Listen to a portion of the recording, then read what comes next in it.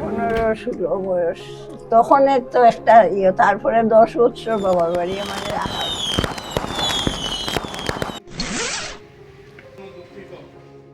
আমি গুণেশ্বরনাথ চৌধুরী।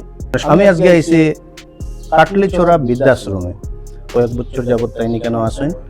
আমি জাস্ট তার থেকে কিছু একটা জিনিস জানার চেষ্টা করবো, ফার্স্ট জানার চেষ্টা করব। তো মাসিমা, আপনি এখানে কত বছর থেকে আসেন? 3 বছর। 3 বছর হয়েছে। চলছে। তো আপনার বিবাহ কত ইংরেজিতে হয়েছিল এটা আপনার খেয়াল আছে না? আমার বয়স যখন 15, 15.5। আচ্ছা আচ্ছা। ওই সময় আমরা এটা ব্রাহ্মণদের মানে মানুষ ব্রাহ্মণরার একটা রীতি আছে, তখন ওই দুর্গা মণ্ডপের ষোড়শী পূজা করা হইতো, তারপরে একটা পূজার মানসিক দেওয়া হইতো। আমার শ্বশুর ঘরে একটা মানসিক আছে, তারা আমার দিয়ে ওটা করাইয়া ও মানসিক দিছেন আমারও বউ। আচ্ছা আচ্ছা আচ্ছা, মানে প্রথা আছে মানুষ দিলে বিবাহটা মানুষ রূপে যাইতো আর কি। তা আপনার স্বামীর সঙ্গে করছেন আপনি?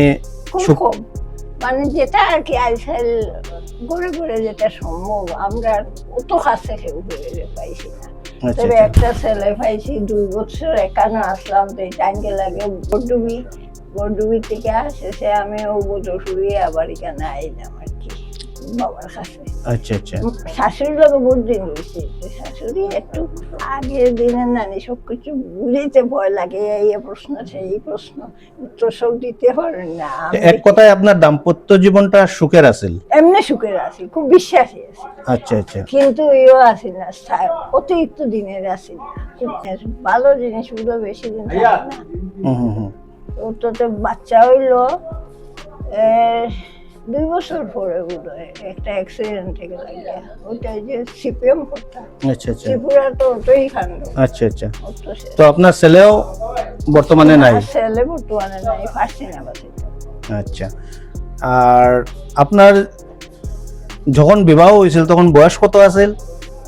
এটা তো আমার 15.5-16 বয়স তখন তো একটা তারপরে 10 বছর বাবার বাড়ি আমাদের রাখা হয়েছে। আচ্ছা। আবার 25-26 বয়স সময় নিয়ে আবার টানছে মেজো ভাইয়ের বিয়ার সময় আবার আমার লইয়া আর কি। এটা তো পূজার বিয়া না, এটা ব্রাহ্মণ। বুঝছে বুঝছে বুঝছে। আবার ওটা ওই মেজো ভাইয়ের লইয়া পড়ছে, ও এর পরে গেছে হয়েছে এই হয়েছে। এখানে যে আছেন আপনারা তো খুব সুখেই আছেন, আনন্দেই আছেন। তবে যে বিবাহিত জীবনের পরে যে আপনার স্বামীর লগে আপনি সংসার করছেন, এটা খুব দুঃখের আছিল না সুখের আছিল? সুখের ঠিকই, কিন্তু দুঃখ একটু মধ্যে তান যে বাড়ি থেকে হরতা সম্পর্ক বাগিনা তার ষোলো ফুটে সে একটু খারাপ হয়ে গেছে।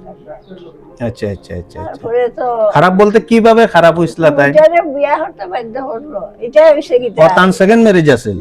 তাই ঠিক ম্যারেজ করছে না, এটা বিরাট একটা রেলওয়ে স্টেশনের ব্যাপার হয়েছে। আচ্ছা আচ্ছা।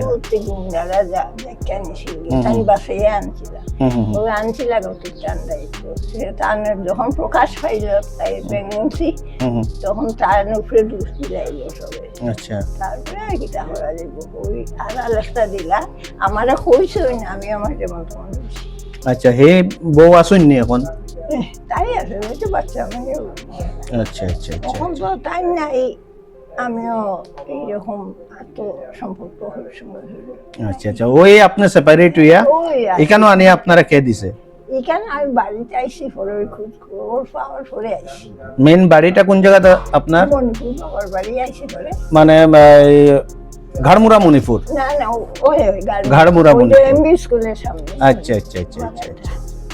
তো এখন মোটামুটি আপনারা খুব সুখেই আছেন এই জায়গায়? আর কোনো এই বয়সে তো কোনো সাইডেই নাই কইতে গেলে, খালি তো সুখে আছি, সময় সময় খাওয়া দিতে। এখানের মধ্যে কোনো অসুবিধা হইলে আপনারা স্ক্রিনের মাধ্যমে কইতে পারেন যে কোন জায়গার মধ্যে কোন জিনিস লাগে বা কোনো কিছু কারোর কাছে কোনো ডিমান্ড হইলো মাসে আমার এটার সমস্যা আছে না। আচ্ছা, এখান থেকে মোটামুটি মাসিমার কথায় বোঝা গেল তাই না কেন খুব সুখে আছেন। আর এখানের কি জিনিস লাগে বা কিতা লাগে আমি ভিডিওর মাধ্যমে আমি তুলিয়া ধরবো যে কি কি জিনিস এখানে প্রোভাইড করলে ভালো হয়, যারা দান করেন বা করেন তার কাছে আমি ওইটাই চাইমু যে কি কি জিনিস প্রোভাইড করলে তারা আর একটু ভালো ফ্যাসিলিটি হইব, ওইটাই। তো ভিডিওতে কন্টিনিউ থাকবা, বুঝবার।